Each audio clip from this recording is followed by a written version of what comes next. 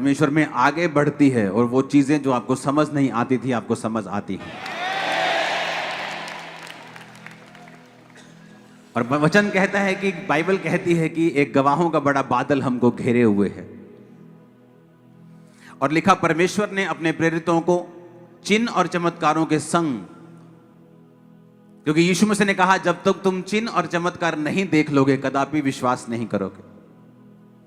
जो लोग चिन्ह चमत्कारों के खिलाफ होते हैं, हीलिंग के खिलाफ होते हैं, अगर आप उनकी पर्सनल लाइफ में झांक कर देखें, उन लोगों की, पास्टर्स की, उनको अपनी परिवार में देखो कितनी हीलिंग की जरूरत है, लेकिन नहीं है। क्यों? क्योंकि जिस चीज की आप निंदा करोगे आपकी लाइफ में वो कभी नहीं होगी। जीसस ने कहा जब तक तुम चिन्ह चमत्कार नहीं देख लोगे तब तक कदापि विश्वास नहीं करोगे। इसलिए पौलुस कहता है कि परमेश्वर का राज्य बातों में नहीं है। बहुत बातें लोग सुन चुके हैं, वो अपने अपने जगहों पर भी बहुत बातें सुनते थे। अगर मसीह में आने पर भी सिर्फ बातें ही सुननी है तो उनकी बातें फिर ज्यादा इंटरेस्टिंग हैं, क्योंकि उनके पास बताने के लिए बहुत ज्यादा कुछ है। लेकिन परमेश्वर के दास पौलुस ने कहा परमेश्वर का राज्य बातों में नहीं है पर सामर्थ में है। वही सामर्थ जो आज आप चखेंगे, आपका परिवार चखेगा, बीमार चखेंगे और वो हील होंगे, डिलीवर होंगे। आमीन। मेरे को ऊंचा और खड़कने वाला चाहिए चर्च।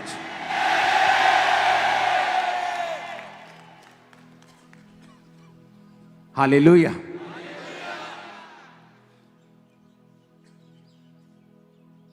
मुझे आज भी याद है 2011 में जब ये चर्च बहुत बड़ी थी, लेकिन उस मुताबिक काम नहीं हो रहा था जो मैं चाहता था। मेरे आसपास के लोग, मेरी चर्च दिखने में तो बड़ी थी, लेकिन वो मैं अपना मन भावता हुआ काम नहीं कर पा रहा था। 2011 की बात है। मैं इतना फ्रस्ट्रेट हो गया अपनी लाइफ से, इतना फ्रस्ट्रेट कि बाहर से मेरी बड़ी चर्च थी लेकिन अंदर से मैं अनसेटिस्फाइड था। सिर्फ परमेश्वर के कामों के लिए, अपनी कोई मेरी इच्छा नहीं थी कि मुझे ये चाहिए, मुझे वो चाहिए। पंजाब में उस समय सबसे बड़ी मेरी चर्च बन चुकी थी, लेकिन मैं खुद रेंटेड घर पे था, मेरे पास कोई गाड़ी नहीं थी। वो मेरी लेकिन इच्छा नहीं थी कुछ भी लेने की, कुछ भी पाने की, कुछ भी करने की। मैं एक अमीर घराने से था, पैसा मैं देख चुका था। अपने घर को छोड़ के हम इस गांव में आए थे एक बड़ा बिजनेस करने के लिए, टाइल्स और सैनिटरी का, जो भी मेरा भाई करता है। तो हम अपना घर, अपना सब कुछ छोड़ के लाल बाजार से, अटारी बाजार, जलंधर से हम इधर की साइड आए थे, मॉडल टाउन और उसके बाद खामरा में। तो बिजनेस अच्छा चल पड़ा, सब कुछ अच्छा था, लेकिन इच्छा मन में क्या थी कि परमेश्वर ये काम जिसे जैसे होना चाहिए आत्मा में वैसे लोग नहीं कर रहे हैं। जैसा समर्पण टीम में होना चाहिए वैसा नहीं है, जैसा लोगों में होना चाहिए अभी वैसा नहीं है, अभी वो बेदारी पंजाब में नहीं जैसी होनी चाहिए। फ्रस्ट्रेट होके कुछ नहीं हुआ। मैंने बहुत कोशिश की, प्रीच किया, टीच करने की कोशिश की, लोगों को बताने की कोशिश की, टीम को बड़ा समझाया, बताया, कोई फर्क नहीं पड़ा। कब फर्क पड़ा? जब मैंने फैसला किया कि अब मैं प्रार्थना में चला जाऊंगा। मैं उठा, मैं इंडिया से बाहर चला गया 21 दिन के लिए। वो शायद पहले 21 दिन ऐसे ही दिन होंगे जब मैंने चर्च को टोटल इग्नोर कर दिया 21-22 दिनों के लिए। कितने हफ्ते में चर्च में संडे नहीं आया। मैं कहां था? एक रूम में, कहीं नहीं निकलता था रूम के, होटल के कभी बाहर जाके भी नहीं देखा, रोड पर जाकर भी कभी नहीं देखा। सिर्फ रूम में प्रेयर। 2 चैनल चलते थे, दोनों ही क्रिश्चियन टीवी थे, दोनों टीवीज देखता था। उपवास रखता था, उपवास खोलता था, प्रार्थना करता था। मुझे मालूम नहीं था रात कब हुई, सुबह कब हुई। इतना मैं मगन हो गया था कि रात को जब मैं उठता था मुझे 2 मिनट लगते थे रियलाइज करने में कि मैं इंडिया से बाहर हूं, सुबह हो गई है कि रात हो गई है, मैं कहां हूं। इतना मगन मैं हो चुका था प्रार्थना में। वो 21 दिन प्रार्थना, उपवास और कुछ मैंने नहीं किया। मैं मैरिड नहीं था, फैमिली से इतनी मेरी कोई लगाव नहीं था कि मैं रोज मुझे मम्मी से बात करनी है। वो शुरू से परमेश्वर ने मुझे ऐसा बनाया ताकि जब मेरी फैमिली मेरा विरोध करे परमेश्वर में आने पे, तो मैं फैमिली की शक्ल देख के परमेश्वर को छोड़ ना दूं। अब मेरा सबसे लगाव है, सबसे प्रेम है, सब मुझे रोज मिलते हैं। लेकिन तब परमेश्वर ने मुझे कैसे तैयार किया 21 दिन। लेकिन उस समय मुझे मालूम नहीं हो रहा था कि सब कुछ चेंज हो रहा है, मेरे आसपास बदलाव, कुछ पता नहीं चल रहा था। इतना मालूम हो रहा था कि मैं भूखा हूं, मुझे रोज प्रार्थना करनी है। मैं वो भी उठा हूँ, अब मुझे प्रार्थना करनी है। अब मुझे समझ नहीं आ रही मैं कहाँ हूँ। 2 मिनट लगते थे, अच्छा मैं बाहर हूँ, अच्छा रात के 3 बज गए, अच्छा अब मुझे प्रेयर करनी है। क्योंकि होटल के रूम में ही रहना, और जब वहाँ चर्च होती थी तो उस चर्च के समय में संडे और मंडे दो टाइम चर्च लगती थी, और 2 टाइम में मैं अपने रूम से बाहर निकलता था। तो रोड के अगर बाहर जाओ तो वहाँ पे इतना माहौल अच्छा नहीं था, वो दुबई जैसा शहर नहीं था कि आप रोड के बाहर जाके थोड़ा घूम लें। आप रोड के बाहर गए तो वहाँ किडनैपिंग बहुत होती, तो होटल के अंदर ही रहना पड़ता था। तो 21 दिन जब प्रार्थना करते गए, और 21 दिन अकेला, कोई फोन पे कोई में अटैचमेंट नहीं थी, किसी दोस्त से रोज बात करनी है। छोटे फोन होते थे, वो भी कभी चलता था कभी नहीं चलता था, नेटवर्क इतने नहीं होते थे वहां पे। कोई काम की बात करनी तो फोन पे अपनी टीम से करनी, दैट्स इट।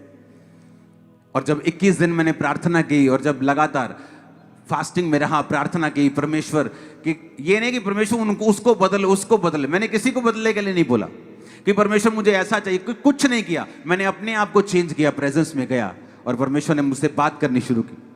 21 दिन के बाद जब मैं इंडिया में वापस आया, तब से लेके अब तक मेरी मिनिस्ट्री सेम नहीं।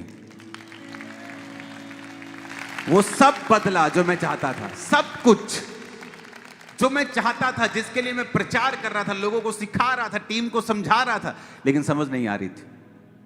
यहां मत खड़े हो। कितने मेरी बात को समझ रहे हैं? कई बार अपनी लाइफ में आप फ्रस्ट्रेट हो जाते हैं कि क्यों मेरी फाइनेंशियल कंडीशन चेंज नहीं हो रही, क्यों मेरा हस्बैंड चेंज नहीं हो रहा, क्यों मेरा भाई ट्रबल देता है, क्यों मेरी बॉडी हील नहीं हो रही, क्यों मेरी कमजोरी खत्म नहीं हो रही, क्यों मेरी लाइफ में ये हो रहा है। और हम ऐसे सवाल करते रहते हैं और कभी परमेश्वर की प्रेजेंस में नहीं जाते, कभी नहीं सोचते कि प्रार्थना कितनी है, उपवास कितने हैं, कुछ नहीं। मैं अपने स्पिरिचुअल फादर के पास गया, मैंने कहा ये वाली चीज मुझे तंग करती है। प्रार्थना करते हो? मैं क्या हाँ। कहते उपवास रखते हो? मैं क्या हाँ वो भी करता हूं। कहते then fast the more, pray the more. कहते जो करते हो उसे बढ़ा दो। जब मैं पहली बार वहां पे गया अपने स्पिरिचुअल फादर के पास, तो बहुत बड़ी चर्च थी, लेकिन चर्च के पास अपनी जगह नहीं थी। तो मैंने कहा प्रार्थना करो कि मुझे जगह मिले। कहते no, you don't need prayer for this land, you need anointing. अगर तुम मसीह में बढ़ोगे तो जगह अपने आप आ जाएगी। आज आप यहां बैठे हो लाखों स्क्वायर फुट में, आप ओवरफ्लोज में बैठे हो, आप ब्रांचेस में बैठे हो, लाखों लोग ऑनलाइन और ब्रांचेस में बैठे हैं। क्या हुआ? कहते यू नीड अनॉइंटिंग।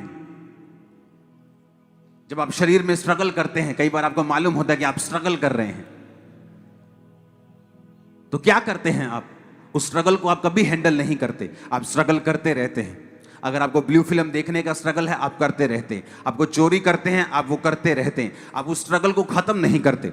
आपको फास्टिंग करनी है, प्रेयर करनी है, अपनी आत्मा को अपना बॉस बनाना है। फिर जो आप चाहते हैं, वो जो नहीं हो रहा, वो अपने आप होना शुरू होगा। वो अपने आप आपकी लाइफ पर लाइन पर आ जाएगा।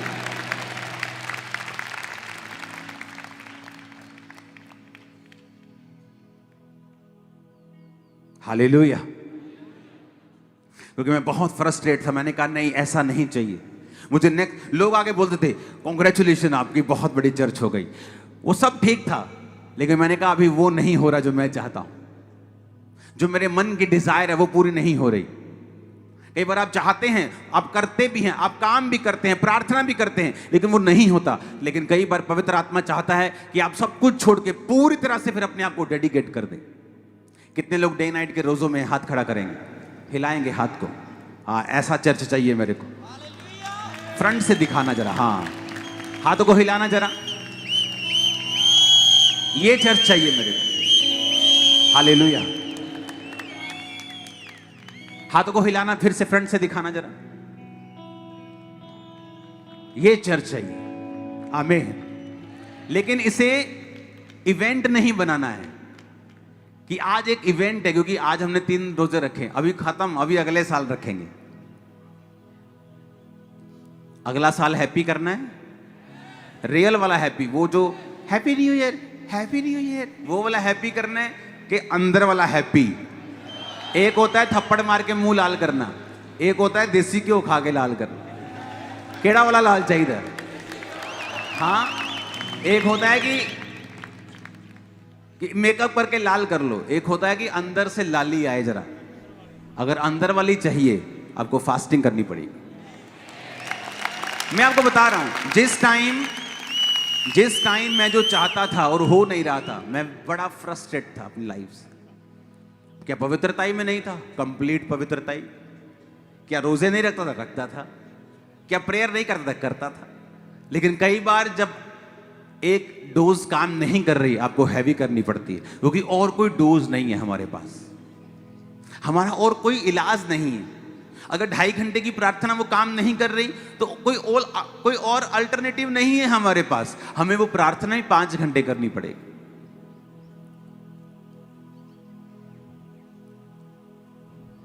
मैं प्रभु के सामने गया, मैंने कहा परमेश्वर दिन रात मुझे तू चाहिए, तेरी महिमा चाहिए, तेरे काम चाहिए, लोग चंगे हों, और मांगता रहा और सब कुछ बदल गया। एक टेस्टिमनी में सुन रहा था, उसके कितने साल बाद एक सेम टेस्टिमनी मैंने किसी और पास्टर की सुनी। कहता मैं लोगों को प्रीच करता था, मन बदलो, मन फिराओ, ये करो वो करो। कहता लोग सुधरते नहीं थे, अगर कोई व्यभिचारी खड़ा वो व्यभिचारी ही था। कहता मैं बहुत दुखी हुआ कि मैं प्रीच भी करता हूं, मेरा लाइफ भी सही है, मैं सब कुछ सही कर रहा हूं, लेकिन ये लोग अपना मन क्यों नहीं फिरा रहे। प्रभु ने उससे कहा मेरी हुजूरी में आ जा। वो भी सब कुछ छोड़ छाड़ के प्रभु की हुजूरी में चला गया। कितने हफ्ते परमेश्वर की प्रेजेंस में बिताने के बाद कहते जब मैं वापस पुलपट के ऊपर आया और मैंने वर्शिप करनी स्टार्ट की, लोग रोने लग गए, प्रभु हम माफी मांगते हैं, परमेश्वर हम तौबा करते हैं। कहता मैंने प्रीच भी नहीं किया, मैंने तुम्हें बताया भी नहीं कि ये करो। कहता लोग, इतनी प्रेजेंस थी, इतनी परमेश्वर की हुजूरी थी, इतनी ग्लोरी थी वहां। इसलिए परमेश्वर ने कहा है ना बल से ना शक्ति से, बल्कि मेरी आत्मा के द्वारा। कई बार आप अपनी लाइफ में बल लगाते हैं, जोर लगाते हैं, आप अच्छे हैं, आप टैलेंटेड हैं, पढ़े लिखे हैं, you are doing everything good, आप सब कुछ ठीक कर रहे हैं, आप किसी का नुकसान नहीं कर रहे, आप लालची नहीं हैं, लेकिन फिर भी वो ग्रोथ नहीं है, फिर भी वो ब्लेसिंग नहीं है। क्यों? क्योंकि परमेश्वर को कॉल कर रहा है नेक्स्ट लेवल पर उसके साथ मिलने के लिए।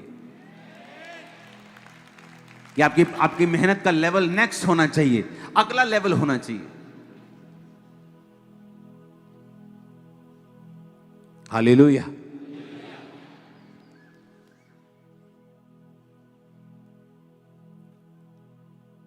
आज दुनिया की एक सैड चीज ये है कि जो रियल परमेश्वर के लोग हैं, जब मैं मसीह में बिल्कुल नया था, मेरी लाइफ में ये एक, आप लगा लो कि कुछ भी लगा लो, ये चीज रही कि मेरी लाइफ में जो रियल प्रॉफिट्स मुझे मिले हैं, उनके नाम के आगे प्रॉफिट नहीं लगता। मेरी लाइफ में पर्सनली, मैं किसी को नहीं जानता हूं, मेरी लाइफ में बात कर रहा हूं। एक बहन होती थी हमारे टीम में, और वो हमेशा उपवास में रहती थी। हर हफ्ते 3 दिन रात के उपवास और साथ में दिन के उपवास। हर हफ्ते एवरी वीक। एक दिन उसने, क्योंकि उसके पास मेरा नंबर नहीं था, उसने एक मेरे साथी को बताया था कि मैंने इसकी लाइफ में, मेरी बात कर रही थी कि एक बदलाव को देखा है। एग्जैक्टली बताया था क्या, और दुनिया का कोई आदमी वो चीज नहीं बता सका था, वो एक लौती औरत थी जिसने बताया था।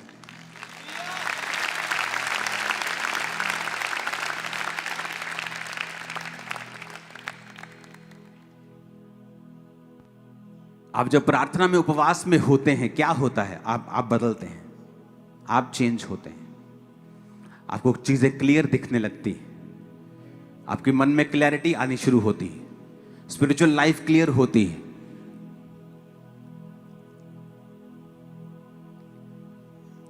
गलातियों 5 उसकी 16 में लिखा है, कहता पर मैं कहता हूं आत्मा के अनुसार चलो, तो शरीर की लालसा तुम किसी रीति से पूरी ना करोगे। हालेलुया। अपने पड़ोसी से बोलो, आत्मा के अनुसार चलो। फिर से बोलो, तो तुम शरीर की इच्छा किसी रीति से पूरी ना करोगे, क्योंकि शरीर आत्मा के विरोध में और आत्मा शरीर के विरोध में लालसा करता है। ये एक दूसरे के विरोधी हैं, इसलिए कि जो तुम करना चाहते हो वो ना कर पाओ। यदि तुम आत्मा के चलाए चलते हो तो व्यवस्था के अधीन न रहे। शरीर के काम तो प्रकट हैं, व्यभिचार, गंदे काम, लुचपन, मूर्ति पूजा, टोना, बैर, झगड़ा, ईर्ष्या, क्रोध, विरोध, फूट, विधर्म। क्या कहा उसने? कहता आत्मा के अनुसार चलोगे तो शरीर की इच्छा कभी भी पूरी नहीं करोगे। कोई हिलना मत, ओके? ये हिलने की बीमारियां छोड़ दो, वहीं वहीं खड़े जो करना करी जाओ। अपने पड़ोसी को बोलो, बोलो शरीर के अनुसार नहीं चलना है। अच्छा, प्रॉब्लम क्या है मैं बताता हूं। प्रॉब्लम शैतान नहीं है, प्रॉब्लम शैतान पर आपने शुरू से सुना है, अच्छा पादरी साहब करिए, वो शैतान ने करता, अल्लाह शैतान ने करता। शुरू से क्या सिखा रहे हैं हम लोगों को? क्या कर दिया? किसने कर दिया?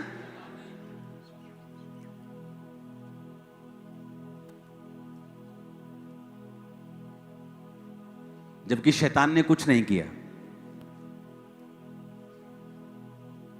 प्रॉब्लम कहां है? प्रॉब्लम यह है हमारा शरीर हावी है हमारी स्पिरिट पे, और वचन कहता है शरीर के अनुसार चलोगे तो क्या है शरीर के काम? कहता मूर्ति पूजा। क्या है? व्यभिचार, टोना, बैर, झगड़ा, ईर्ष्या।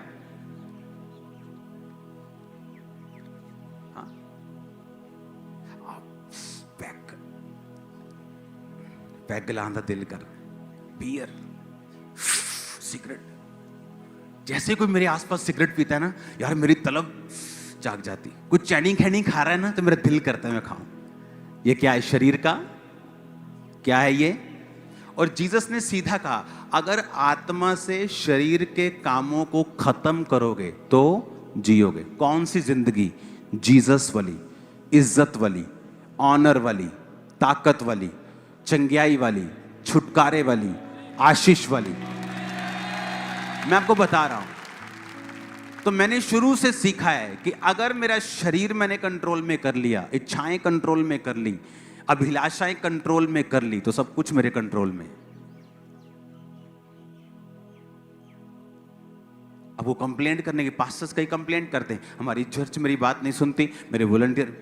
कुछ नहीं, आपको खुद परमेश्वर के करीब जाना पड़ेगा और अधिक अपनी लाइफ के ऊपर ग्रेस लानी पड़ेगी। अपनी लाइफ पे काम करना पड़ेगा, उनकी लाइफ पर नहीं। अगर तुम आत्मा में अपना रैंक बढ़ा लो तो तुम्हारी कुर्सी भी आत्मा में चेंज हो जाएगी और उसके आसपास अफसर बदल जाएंगे। अगर तुम्हारा रैंक हवलदार वाला है, आत्मा में तुम हवलदार हो, अच्छी बात है, हवलदार भी अच्छी बात है।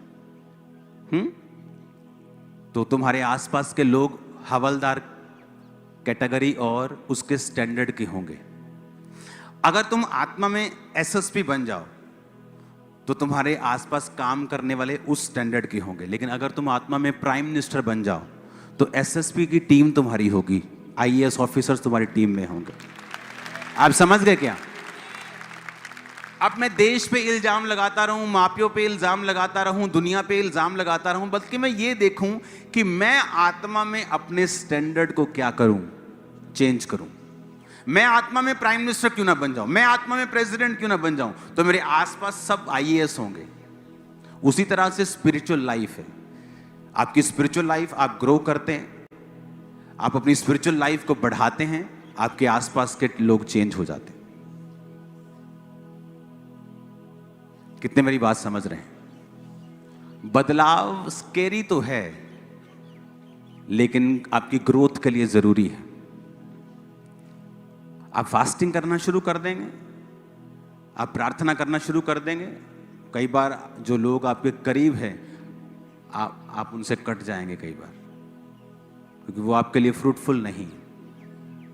लेकिन आप नहीं कर सकते। लेकिन जैसे ही आप प्रभु में मेहनत करना शुरू करते हैं, वो काम अपने आप शुरू होते हैं। एक फोर्स पीछे लगती है आपके, वो फोर्स कोई पैदा नहीं कर सकता, आपके अंदर से नहीं आती, वो परमेश्वर की ओर से आती है। और जब आप प्रभु के करीब जाते हैं तभी वो आती है। आपके अंदर ताकत नहीं है ऐसा करने की, मैं आपको बता देता हूं। आपके अंदर कुव्वत नहीं है कि आप उस चीज को हैंडल कर सको, लेकिन जैसे आप प्रभु के करीब जाएंगे वो आपको पीछे से धक्का देगी और आप अपने आप को उस काम को करता हुआ पाएंगे। परमेश्वर ने कहा शरीर आत्मा के विरोध में और आत्मा शरीर के विरोध में। 3 दिन रात से कुछ खाया तो नहीं, मेरे तो थर्सडे से भी डे के फास्ट थे, तो कोई फर्क नहीं लग रहा, सिर्फ वेट कम हो रहा है। हालेलुया, और कुछ नहीं कम हो रहा। हालेलुया। तो मैंने अपनी लाइफ में जब भी बदलाव देखा है, ये परमेश्वर की ओर से आया है। मेरे चाहने से नहीं आया, मेरे सोचने से नहीं आया, मेरे करने से भी नहीं आया। जबकि मैं पहले जब तक मैं परमेश्वर की प्रेजेंस में जाके मैंने ग्रेस नहीं मांगी। हालेलुया। आत्मा शरीर के विरोध में, शरीर आत्मा के विरोध में। आज इंटरनेट इतना डेंजरस बन गया है कि आपको ब्लू फिल्म देखने के लिए अब पॉर्न साइट्स पर भी जाना नहीं पड़ेगा। आपको सब ये सोशल मीडिया पे मिल जाएंगे, आधे नंगे पौने नंगे, ये आपको मिल जाएंगे बड़े आराम से। और ये नॉर्मल हो रहा है।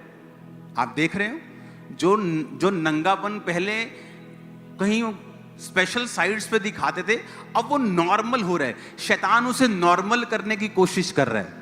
क्यों? वो चाहता है कि लोग व्यभिचार में, शरीर में रहें। जब वो शरीर में रहेगा वो आपका नाश करेगा। पहले जैसी बीमारियां जितनी थी उससे 10 गुना बढ़ गई। किसी को कैंसर निकलता था, अब देख लो क्या हाल है। अब छोटे बच्चे भी हैं इसमें।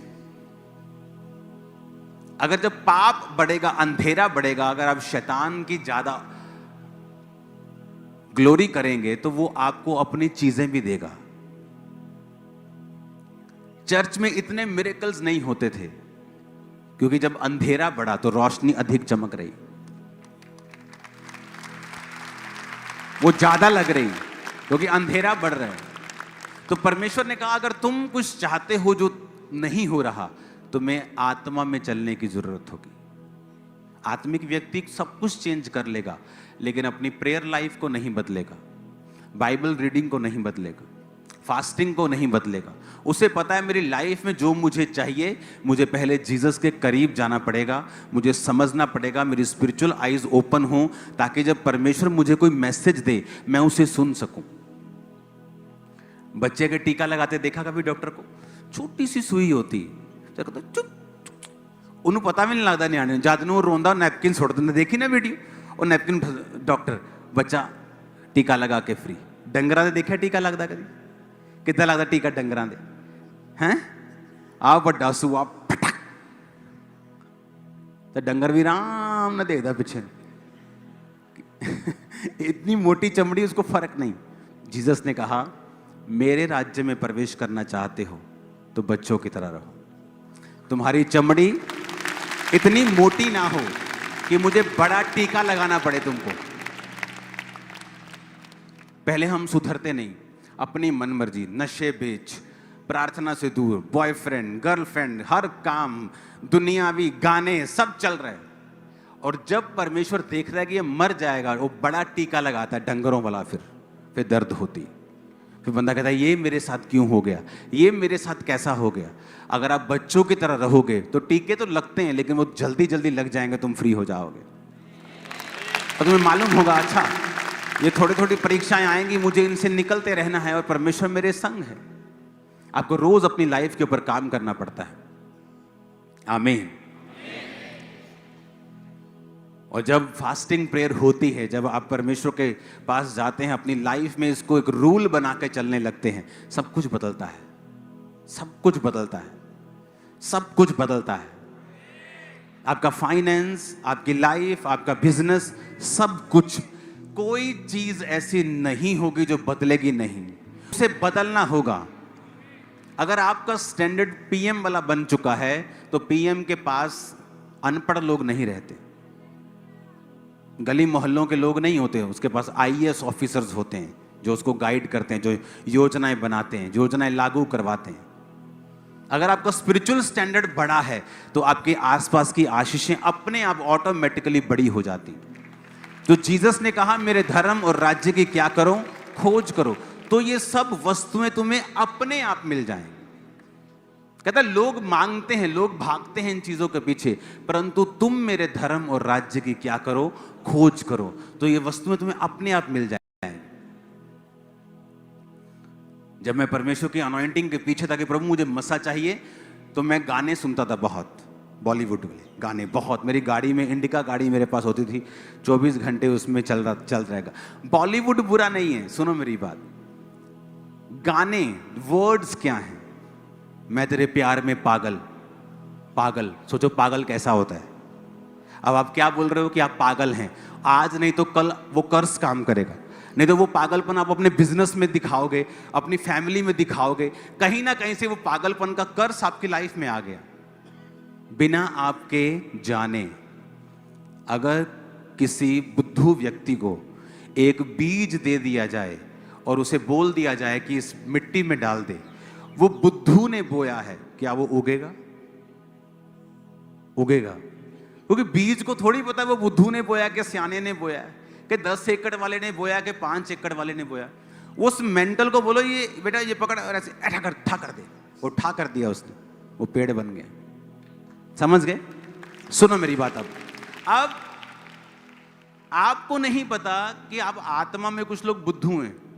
मैं तेरे प्यार में पागल, मैं मर गया, मैं चढ़ गया, मैं, आप क्या कर रहे हो अपने ऊपर? कर्स अपने आप को श्रापित किए जा रहे हैं। और जब आपको नहीं पता आप श्रापित कर रहे हो, लेकिन जब वो बीज बढ़ता है, आप बोलते पता नहीं वैसे मुझे मेंटल बीमारी कहां से आ गई, पता नहीं मेरी फैमिली में ऐसा, पता नहीं साडा मुंडा एकदम ही ऐदा क्यों करने लग गया, पता नहीं हमारा बेटा एकदम से चेंज हो गया। वो कर्स आपके परिवार के, आपके बच्चों के अपने ऊपर खुद डाले हुए हैं। बॉलीवुड बुरा नहीं, कई गाने देखो, उनके वर्ड्स देखो कि वो वर्ड्स क्या हैं। घटिया से घटिया वर्ड्स आज आते हैं गानों में, गालियां गानों में चल रही हैं और आपके ट्यून चल रही हैं वो गली।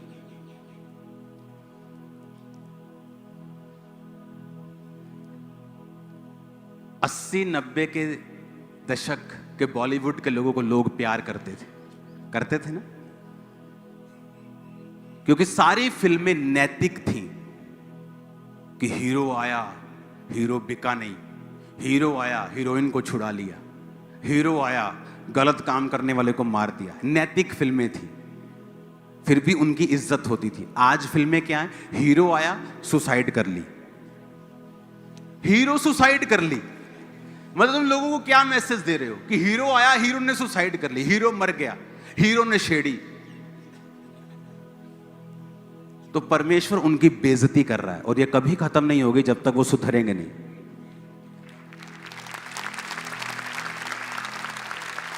आप मेरी बात समझ रहे कि नहीं? आप अन्य जातियों में देख लो, बाइबल में जो लिखा है ना, वो लिखा ही है, वो दुनिया की कोई ताकत हो वो लिखा है और वो होता है। आप अन्य जातियों में देख लो, जो बेटा अपने माँ बाप की इज्जत करता है, प्यार करता है, वो सफल है। आप अन्य जातियों में भी देख लो, जो बेटा अपने बाप और माँ की इज्जत नहीं कर रहा, वो अपनी लाइफ में अमीर होते हुए भी स्ट्रगल कर रहा है। बाइबल में लिखा है। कहाँ लिखा है बाइबल में? एक गाल करो और दूसरा आगे कर दो, एक मारे तो। हमारे इंडियन पॉलिटिशियंस ने बोला और पूरी दुनिया में मशहूर हो गए बाइबल की एक बात से। आप मेरी बात समझ रहे हैं? वो पावरफुल परमेश्वर का वर्ड है वो, अगर आप उसे मानेंगे वो फल लाएगा। अगर आप जीसस क्राइस्ट के वर्ड्स के ऊपर चलेंगे, आपकी फैमिलीज के जो रिश्ते होंगे बेस्ट होंगे। परमेश्वर उन्हीं लोगों को आपके साथ जोड़ेगा जो उसकी ओर से आएंगे, वो आपको वहीं लेके जाएगा। लेकिन ये जल्दी में नहीं होता, टाइम लगता है। मुझे थोड़ी मालूम था कि जो रोजे 2004 में मैं अपना पेट दर्द करवा के कर रहा हूं, मैंने कभी भूख से रोजा नहीं खोला था। क्योंकि पहले 3 साल में रोजे रखता गया, मुझे कोई दिक्कत नहीं हुई। फिर उसके बाद जब भी मैंने डे नाइट के रोजे रखता, मेरा पेट दर्द करने लगता था। तो सिर्फ दर्द होने के कारण जब एक्सेस चली जाती थी तो मुझे रोजा खोलना पड़ता था। लेकिन भूख की वजह से कि मुझे भूख लगी है या जो मटर पनीर बने चलो खोल दो, ऐसा कभी नहीं था। रोजा खोलना तो शरीर में प्रॉब्लम होती थी तो रोजा खोलता था रुमाल लेके। एक जना हालेलुया। अपने पड़ोसी को बोलो, शरीर की बात को नहीं सुनना है और इस पे कब्जा करना है। फिर से बोलो,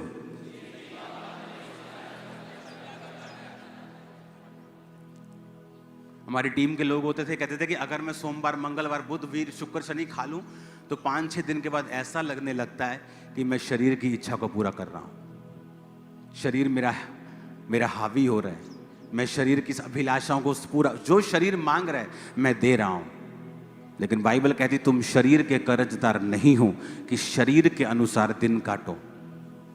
आत्मा से देह की क्रियाओं को मारोगे तो जीवित रहोगे। जब तुम जीवित रहोगे, वो जीवन जो परमेश्वर की ओर से है, तुम उस जीवन में रहोगे तो तुम वही पाओगे जो परमेश्वर की ओर से है। अगर वो तार, वो जीवन, वो लाइट, वो इलेक्ट्रिसिटी अगर परमेश्वर की ओर से तार जुड़ी हुई है तो वो बिजली भी प्रभु की ओर से सप्लाई आएगी, शैतान नहीं दे पाएगा। जो परमेश्वर की ओर से आएगा फिर वो फलवंत करेगा। तुम कोई कैरियर चुनोगे वो फलवंत करेगा, तुम कोई मैरिज करोगे फलवंत करेगा। जब तक कोई खास परमेश्वर की कोई परीक्षा की योजना नहीं है तब तक तुम्हें कोई दिक्कत नहीं होगी। हालेलुया। हमें किसके अनुसार दिन काटने हैं? आत्मा के। वो फोन का एडिक्शन शरीर है, वो शरीर की अभिलाषा है। वो जो चीजें तुम्हें एडिक्ट कर रही हैं, वो छोटी हो बड़ी हो, उन्हें खत्म करो। अपनी आत्मा को अपना बॉस बनाओ ताकि प्रभु तुमसे बात कर सके, आगे बढ़ा सके, तुम एक अच्छी स्पिरिचुअल लाइफ जी सको। हालेलुया। फिर से बोलो पड़ोसी को कि मैं शरीर के अनुसार नहीं, आत्मा के अनुसार चलूंगा तो जीऊंगा। आमीन।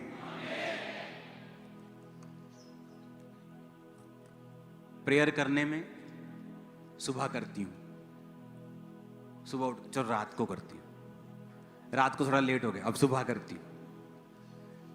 हाँ, रात को थोड़ा लेट, अभी सुबह करती हूँ, रात को सुबह, सुबह रात को, रात को सुबह, सुबह रात को। और शैतान हमें रोकता रहता है प्रार्थना करने में।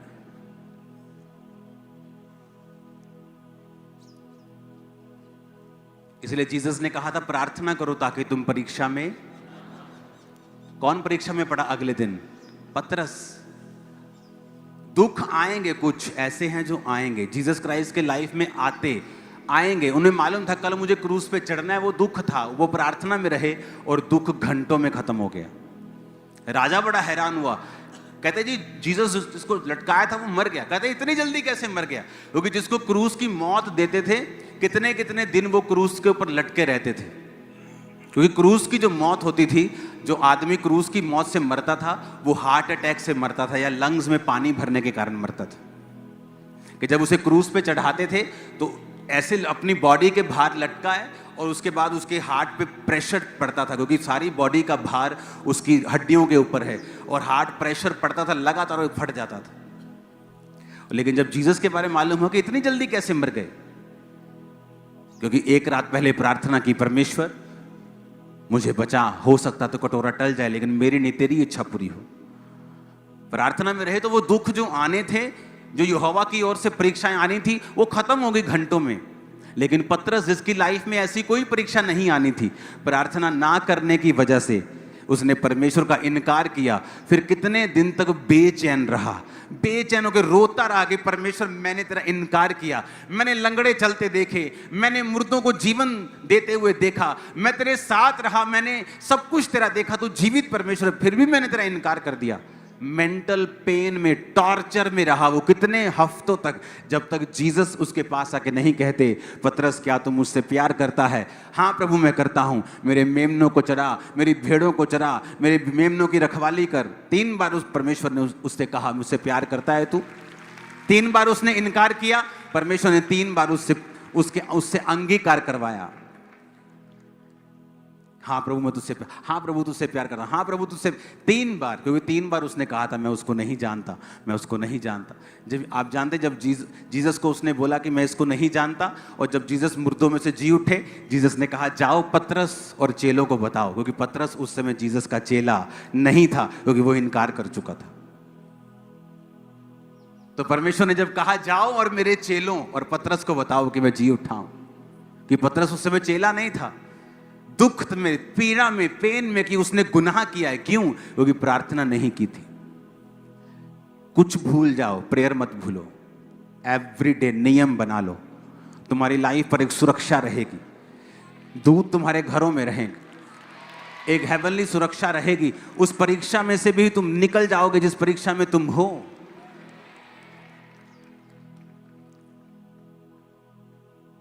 आज जब मैं अपनी लाइफ में पीछे मुड़ के देखता हूं तो तब मुझे वो परीक्षाएं लंबी लगती थी, लेकिन आज जब मैं पीछे मुड़ के देखता हूं मैं सोचता हूं कुछ भी नहीं थी। जो अब हो रहा है, परमेश्वर कर रहा है, उसके मुकाबले वो कुछ भी नहीं थी। क्योंकि उस समय मैं प्रार्थना में रहा, चाहे परमेश्वर ने किसी भी तरह मुझे रखा, अपने अनुग्रह से रखा, लेकिन मैं प्रार्थना में रहा। पहला टारगेट स्पिरिचुअल लाइफ को मेंटेन करना होना चाहिए। नए साल में हम एंटर नहीं करेंगे अगर हम दिन रात के फास्ट नहीं रखेंगे तो। और जब दिन रात के फास्ट रख के एंटर करेंगे, नए साल में सिर्फ गुड न्यूज सुनेंगे। आपकी फैमिली का एक मेंबर भी आप गवाएंगे नहीं यीशु के नाम। हालेलुया। शैतान के काम नाश होंगे। इमेजिन करो मैं स्पिरिचुअल लाइफ जीते भी सेटिस्फाइड नहीं था, और मेरे स्पिरिचुअल फादर जो आज यहाँ नहीं प्रभु के पास हैं, उनके वर्ड्स मुझे याद रहते हैं। मैंने कहा मैं फास्ट करता हूँ, प्रेयर करता हूँ, लेकिन ये चीज मुझे तंग करती। कहते fast the more, pray the more, more and more fasting तंग करती। और अभी भी शरीर तंग करता है, और फास्ट, और तंग करता है फास्ट। जब तक ये तंग करना छोड़ता नहीं, इसको अंडर सब्जेक्शन लेके आना है, इसको कंट्रोल में लेके आना है। फास्टिंग अपने शरीर को कंट्रोल में आने का एक मास्टर तरीका है। ये मास्टर की है, ये आपकी बॉडी कंट्रोल में करने के लिए। आज जब पाप की ओर देखा जाता है तो फिर याद आते हैं रोजे, कि इतनी मेहनत की है, इतनी प्रेयर्स की हैं, वो व्यर्थ हो जाएंगे। लेकिन अगर किया ही कुछ नहीं है, कुछ बनाया ही नहीं, आत्मा कोई घर ही नहीं बनाया, कोई बड़ी चीज नहीं बनी, बंदा कहता कोई नहीं है, कर लिए, पहला चोरी कर लिए, फिर देख लांगे।